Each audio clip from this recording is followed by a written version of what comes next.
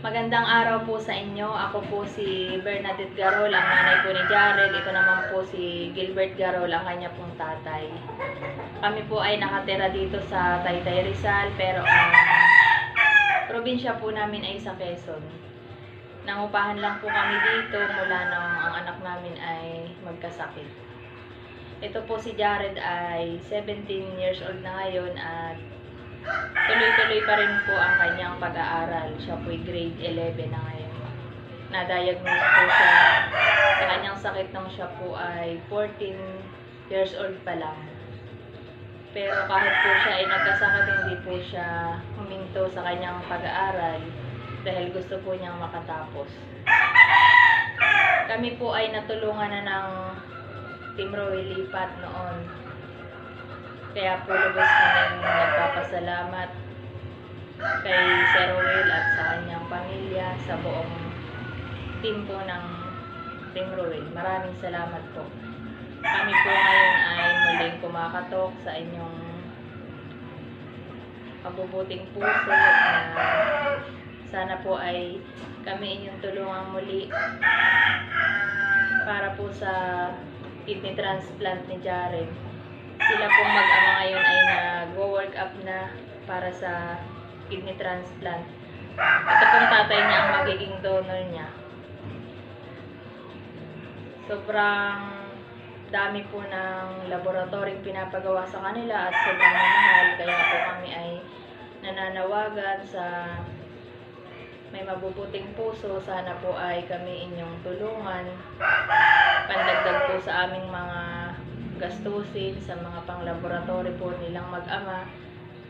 Lalo na po sa pang-vaccine ni Jared, kami po ay nangangailangan ng pang-vaccine niya. Dahil ang dami pong kailangan na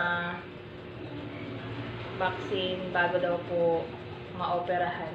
Kailangan po makompleto muna yung mga vaccine, sabi ng doktor. Kami po ay talagang kinakapos, kinukulang sa aming mga budget.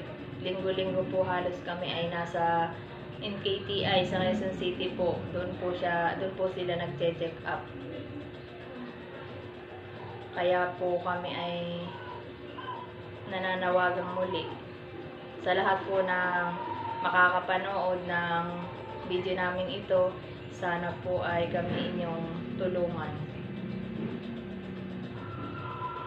Ang asawa ko po ay hindi makapaghanap buhay ng maayos ngayon dahil nag-resign po siya sa kanyang trabaho para po sa pag-work up niya.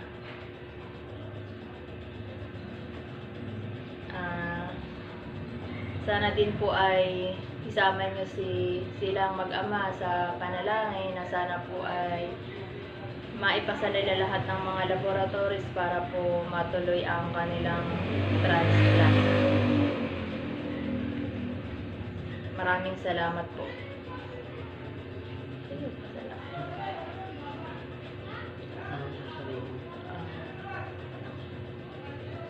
Maraming salamat po sa kay Sir Roy Lipat at sa kanyang buong team dahil sa pagtulong po niya sa amin.